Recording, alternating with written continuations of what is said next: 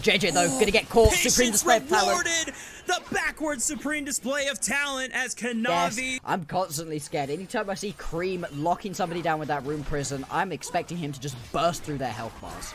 Yeah, he picked up a Rod of Ages super early. Sheer might be in trouble. Has the Dominus still available. Healing. Powered. Ruthless Predator 369 using the World Ender for the movement speed and the healing.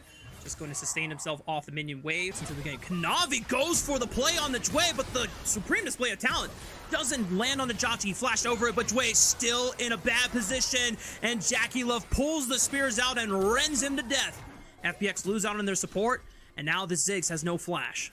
Yeah, this is just rough all across the board. Damage if he tries to walk in first for the rest of the team, or if he's going to go for some armor. Gets jumped on by JJ with a 3-talent strike, but the exhaust immediately comes out. The handshake pulls him in. JJ forced to pop the Crescent Guard. Here comes the Mega Inferno Bomb. Decent damage on the Jackie Love, but the Redemption heals him back up. And the Realm Warp sends them into the backline. Massive damage. Supreme Display of Talent hits all 4 members. Karen Shira running for their lives. 369 tries to get over the wall. And Kanavi is wrecking house with the Elemental Raz. Good Rune Prison, but the Keeper's Verdict from Dway will save his team from certain death.